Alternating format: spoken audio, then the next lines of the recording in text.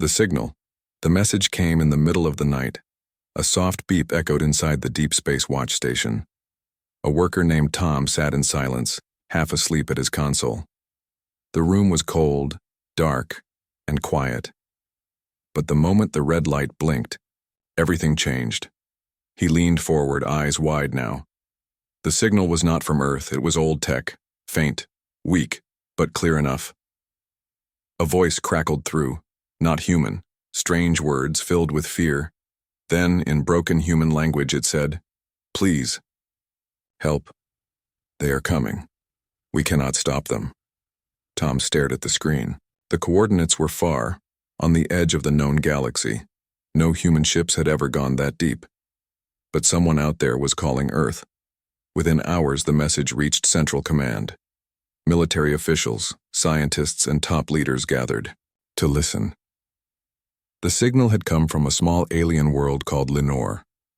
A peaceful race lived there. They had never asked for help before, but now they were begging. What attacked them? One general asked. No clue, said a tech officer. But they mentioned something. A swarm. Massive. Consuming everything in its path. That word echoed in the room. Swarm. It wasn't just a cry for help, it was a warning.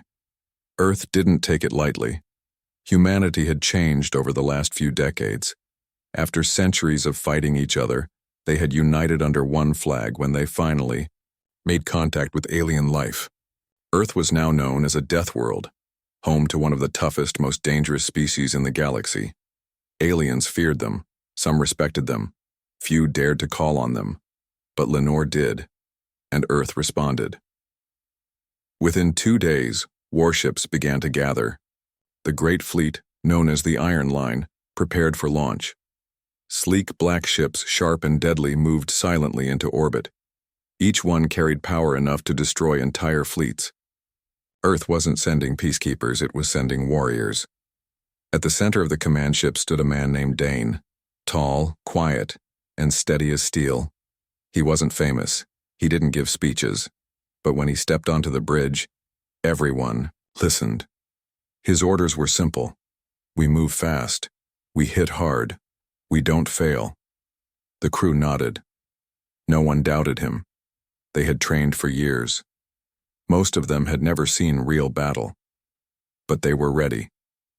Meanwhile, across the stars, the planet, Lenore was burning. Dark shapes flew across its skies. Massive ships shaped like insects rained fire down on the ground. The people of Lenore ran, screamed, and hid, but there was nowhere to go. Their weapons were weak. Their cities were falling. Their leaders were dead or missing. All they had left was hope, and the last signal they sent to Earth. A child hid beneath a metal shelter clutching a small radio. It crackled once, then twice. She held her breath. Then through the static came a voice. Lenore, this is Earth Command. We received your message. Help is coming. Her eyes widened. She looked up through the cracks of the shelter and whispered, Please hurry. Back near Earth, the Iron Line fleet finished its final checks. Engines roared, lights blinked green, coordinates were locked. Dane gave the final order. Jump. And in a flash of white light, 20 Earth warships vanished from human space. They were going to answer the call, but no one knew what they were walking into. Into the fire. The Earth fleet arrived near Lenore with a thunder of light. The stars twisted as the ships dropped out of faster-than-light travel. One by one, the warships appeared like shadows in space. Their hulls were black. Their guns were ready. At the center, Dane stood on the bridge of the lead ship, watching the planet below. Smoke rose from the surface. Fires burned across entire cities. And high above the world, dozens of strange ships floated. Huge, dark things that moved like living creatures. They didn't use normal engines. They pulsed and wriggled in the void, like insects feeding on a dying body. Scanners show at least 50 enemy ships, said the officer beside Dane. They're draining energy from the planet, killing everything. Dane said nothing. He looked at the planet for a long moment. Then he spoke. We're not here to watch. We're here to stop it. The ships of Earth spread out. Their systems came alive, Cannons turned. Shields locked. Engines flared. The first human missiles flew less than 1 minute later. They struck hard. A massive alien cruiser exploded in silence, ripped apart by the sudden attack. The other creatures twisted in space, surprised. They had never seen ships like these.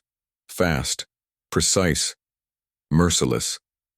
But the swarm was not weak. They turned and charged. The space above Lenore became a storm of light and fire. Red beams, plasma bursts, and missile trails filled the void. The Deathworlders fought with calm skill. They didn't panic. They didn't retreat. Each human ship held its ground. On the surface, the people of Lenore looked up.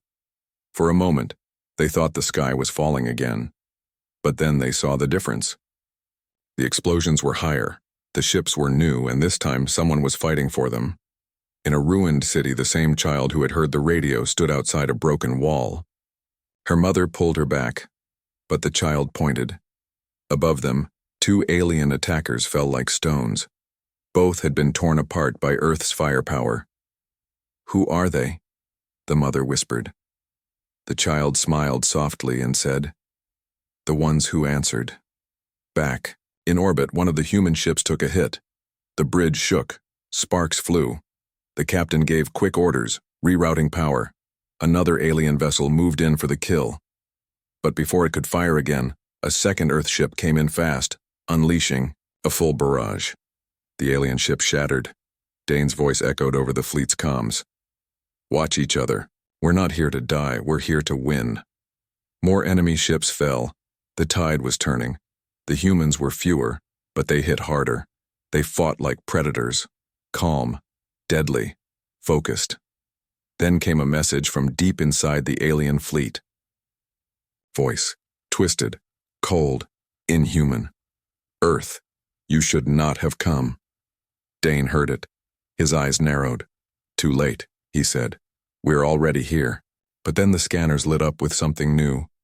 A much larger alien ship began to move from the edge of the system. It was unlike the others. Older, darker, covered in armor and strange symbols. It was not just a ship. It was a hive. And it was waking up. The hive awakens. The giant alien hive ship moved slowly, but its presence shook everything. It was massive, bigger than any ship the humans had ever seen. Its surface crawled with moving parts like thousands of tiny arms and legs twitching at once. Strange lights pulsed across its body. Deep inside, something old and powerful had awakened. On Earth's command ship, the crew stared at the screen in silence. "What is that?" one officer asked, voice low.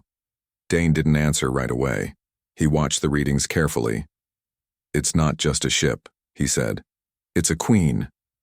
The smaller swarm ships started to fall back. They circled the hive like protectors. It was clear now. The first attack had only been a test. The real enemy had just arrived. "We've stirred the nest," Dane said. "Now the hive is ready to fight." The order went out. Prepare for full assault. Human ships moved into new formations, shields strengthened, all weapons charged. Fighters launched into space, tiny but fast, swarming around the warships like steel bees. Then the hive ship sent out a signal, loud, sharp, and painful. Every human on the bridge grabbed their ears as the strange sound pierced through the air. "What was that?" someone asked, shaken. "A call," Dane replied. "It's summoning more." The sensors flared again. Dozens, no, hundreds, of smaller ships began warping into the system. The swarm had more numbers than anyone guessed, and they were all headed straight for the human fleet. But Earth didn't turn back. "Form the wall," Dane ordered. "No one gets past us." The human fleet created a line in front of Lenore, protecting the planet. The battle began again, louder, faster, and more violent than before. The aliens came like a wave. The humans held like a wall of steel. Explosions lit up the dark sky. Ship after ship was destroyed. Earth's guns fired non-stop. Missiles raced toward targets. Fighters spun through enemy lines, dodging fire and striking hard. In the middle of it all, the hive ship kept moving forward. Slow, steady, unstoppable. A massive beam shot from the hive, slicing through space. It hit one of Earth's smaller ships and tore it apart in one blast. Loss of Ship 7, came the report. Dane didn't flinch. Shift formation, fill the gap. We hold the line. On Lenore's surface, the people watched the sky. Some prayed, some cried, but many stood in silence, eyes wide as the heavens burned. One of Lenore's elders, an old man with deep scars, looked up and said, "No one ever came for us before, but Earth did." Back in orbit, Earth's fleet began to push forward. They couldn't let the hive get close to the planet. Dane made the call. "We break the Queen." The ships turned and charged the hive head-on. Break the Queen. The Earth fleet moved like a spear, straight toward the hive ship. Alien swarm vessels rushed to stop them. They attacked from all sides, firing beams, crashing into ships, trying to tear through the human line. But the Death Worlders did not stop. Earth's fighters flew in tight groups, breaking enemy ranks. Main cannons roared. Every shot was calculated. Every move had purpose. Dane stood tall on the command bridge. His voice was calm, even as the battle shook the ship. "Focus. Fire. Hit the weak points. Don't waste shots."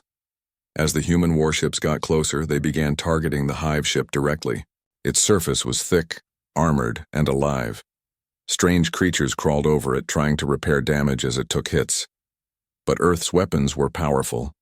A large missile slammed into the hive's side. There was a bright flash, and for the first time, the alien queen ship trembled. Dane saw it. "It can be hurt," he said. "Keep going." But the hive ship wasn't done. Its surface opened like a flower, revealing a massive weapon inside.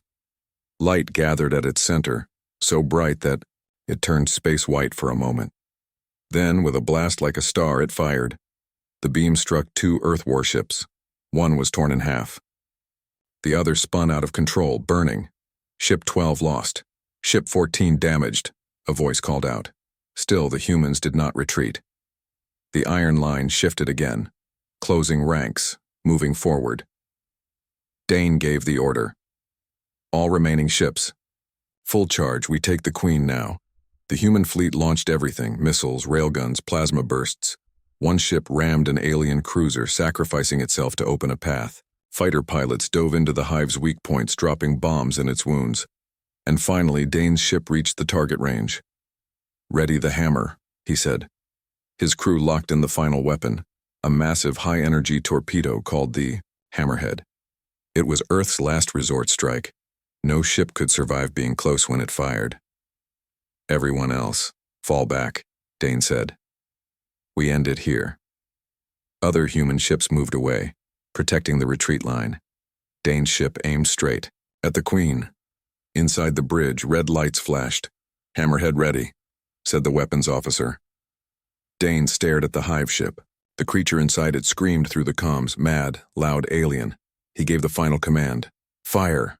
The Hammerhead launched. It flew straight and fast. It struck the hive at the core, and for a moment, everything stopped.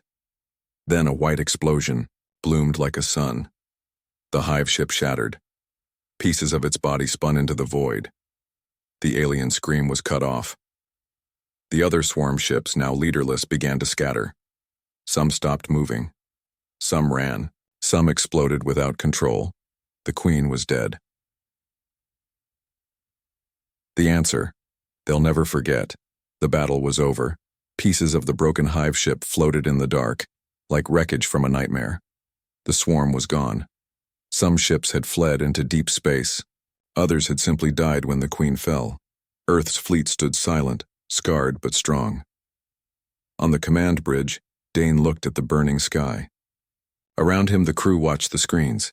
Many were tired, some were hurt, a few were missing, but none had given up. A voice came over the system from Lenore's surface. "This is Lenore Command. If anyone is still out there..." "Thank you." Dane replied with a steady voice. "We're here. You're safe." Down on the ground, the people of Lenore came out of hiding for the first time in days. The skies were still dark from smoke, but the sound of battle had stopped. Fires still burned, but hope had returned. The same little girl stood in the ruins, holding her small radio. Her mother wrapped an arm around her, looking up. High above, The human warships floated like giants. A small crowd began to gather near. The center of the broken city. No speeches, no music, just people standing, watching the sky, knowing that death had come. But Earth came first. They were Deathworlders, yes, feared by many, respected by few. But now, to the people of Lenore, they were something else. Saviors. In orbit, Dane gave one final order: send relief, medical, food, water, and tell them, we'll stay as long as they need. Later, when the story spread across the galaxy, many alien worlds listened in silence. They had heard stories of Earth before, of their wild nature, their violent past. They thought of humans as dangerous. But now they saw something more. When the call came, Earth answered, not with words, but with warships. And the galaxy would never forget it.